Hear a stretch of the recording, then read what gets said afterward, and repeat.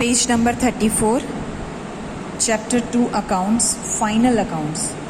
Now students, from this chapter one long sum of 11 marks is asked, and the main thing, you have not understood this chapter in 11th, right? आपके exam नहीं हुए 11th में, और 11th में आपने final accounts chapter नहीं किया है, so you are having no base of final account. तो इस साल बहुत ज़्यादा ध्यान देके ये चैप्टर आपको करना होगा. क्लियर? प्लीज़ चीज़ को समझो. It's very very very important chapter. 11 marks का इसमें से सम आएगा. It's a very long and important sum and your base is not there. So अब आपके ऊपर है कितना सिंसियरली इस चैप्टर को करते हो. Please arrange the books and you have to put your efforts. अगर आप नहीं करोगे then I am helpless. So open your text book, page number 34. Now as we did in 11th standard, first of all, as soon as the transactions takes place, आप first record किस में करते हो? Journal entries में, right? You record the transactions in journal book. Then from that journal book, you transfer all the transactions in various subsidiary books, right? Like purchase book, sales book, cash book, and then from journal and all subsidiary books you do the ledger posting, right? एक एक account में हम posting करते हैं. then we do make the trial balance. सारे accounts में laser book में जो बैलेंसेस आते हैं उनकी लिस्ट, उनकी स्टेटमेंट प्रिपेयर करते हैं. That is known as trial balance. यहाँ तक आपने 11th स्टैंडर्ड में अच्छे से किया है. Clear? Now after trial balance, okay, lastly in books at the end of year, at the end of year means not general year but accounting year ends on 31st March. At last you prepare the final accounts. Final accounts means which gives you the exact result of the business, whether there is profit or there is loss in the business. At last you want to know the results of the business, right? And from the balance sheet you come to know what is the financial position, what is the financial status of the business. So financial position और business की results जानने के लिए at the end of the year what we prepare? Final accounts. Clear? Now final accounts हम जब prepare करते हैं we make trading account, profit and loss account and balance sheet. Clear? 11th standard के final account में क्या included है? Trading account, partnership profit and loss account and balance sheet. But this year you have to prepare final accounts of partnership firm. Partnership firm means when two or more than two partners together they start the business. Okay, this is called partnership firm. So in partnership firm, how the final accounts are maintained, that you have to understand in this chapter. So what we will prepare? Trading account, profit and loss account, profit and loss appropriation account, partners capital or current account, and lastly balance sheet. So your one sum will take 4 to 5 pages. Trading account, profit and loss account, profit and loss appropriation account, partners capital or current account, and lastly balance sheet. इतने सब आपके सारे accounts मिल के बनेगा आपका final account. Okay, so now you can understand how important this chapter is. So please listen to the videos, ask the doubts and start doing accounts. Let's focus on trading account. जो भी transaction related to purchase or sales of goods हैं, that we record in trading account. You purchase the raw material, right? Then you convert it into finished goods, then you sell the goods. Plus related to production. Anything related to production, whatever expenses are there, that all are recorded in trading account. Is it clear? और इसका जो result आता है last में trading account close करके, whatever result will be there, it is known as either gross profit और gross loss. So let's focus on the specimen. Page number 35, that is specimen of trading account, page number 35. You have to learn this specimen.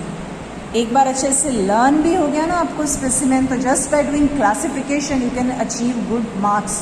Mark my words, you have to learn the specimen. Write it again and again, learn it again and again. Like a song you sing the specimen, but you have to learn the specimen properly. This is the base. You should learn.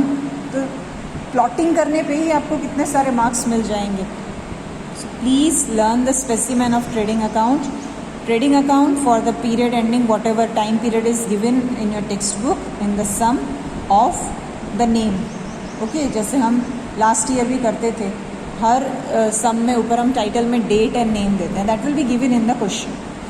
Now you have to make the account in this way: particulars, amount. This is debit side and this is credit side. Now it's very simple to learn, beta. This side you record opening stock. Okay. Opening stock means in the year beginning, whatever stock you have on your hand, that is known as opening stock. Okay. Here you show opening stock and here you show closing stock. Closing stock means at the end of the year, whatever stock is unsold that's on your hand, that is closing stock. Easy. यहाँ opening stock और यहाँ closing stock. Okay, you open your textbook और साथ में देखते जाओ. Then on debit side you show the purchase, on credit side you show the sales. As you know, purchases are debit, so show on debit side, sales on credit side.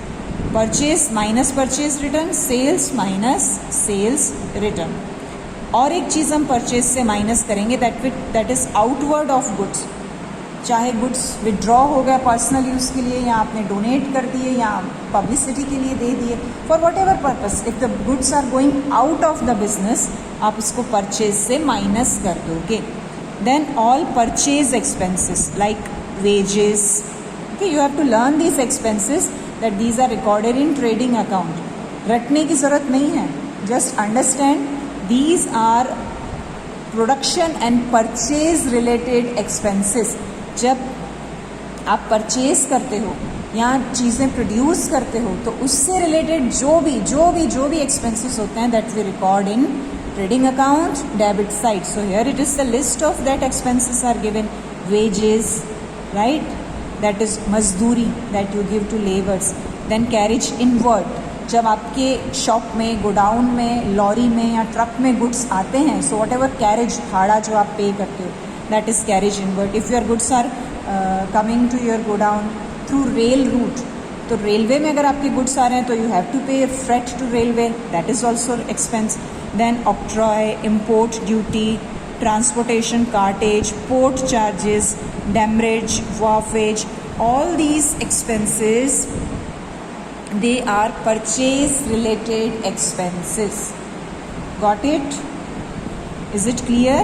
ये सारी जो भी list of expenses हैं, ये purchase related expenses है. Carriage, railway, octroi, import duty, जो भी, चाहे आपके बेटा पोर्ट पे गुड्स आ रहे हैं, कि एयरपोर्ट पे गुड्स आ रहे हैं, कि रोड ट्रांसपोर्ट से आ रहे हैं, रेलवे से आ रहे हैं, there you have to pay the expenses, you have to pay the charges, octroi taxes, toll taxes, transportation charges, all are purchase related expenses.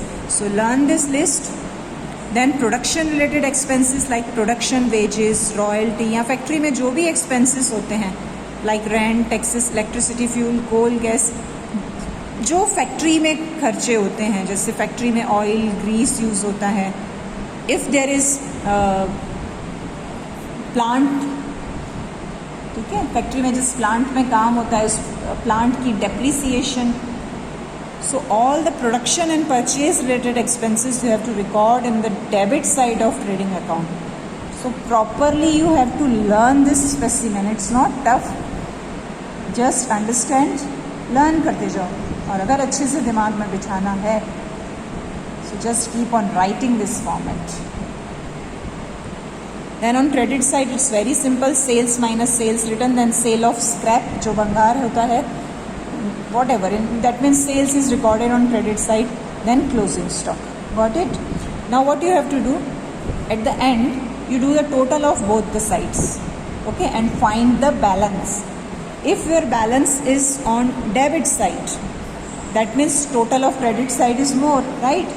So the answer will be known as gross profit. If your balance is on credit side, difference is on credit side, means the total of debit side is more, that means it is known as gross loss. Clear? ये तो जब sum करोगे, numbers डालोगे, close करोगे, तो अगर answer इस side आया तो प्रॉफिट, इस साइड आया तो लॉस, हो तो सम्स करने पर it will be clear to you. But till now what is today's homework? Trading for the period, this specimen, ये स्पेसिमेन आपको आज लर्न करना है, ओके? और आज लर्न नहीं हो तो कल, परसों, जब तक लर्न नहीं होता है keep on writing it. It's very very very important. अगर आप सपोर्ट नहीं करोगे then I am helpless. फिर कुछ नहीं हो सकता if you are not keeping the track properly, time पे मेरे साथ अगर नहीं फॉलो किया then I am helpless. So please, what is today's homework? Learn and write the specimen of trading account. ये कल तक आपको रट जाना चाहिए because this chapter is too lengthy. And soon unit test will be announced. So now pull up your socks and do fast.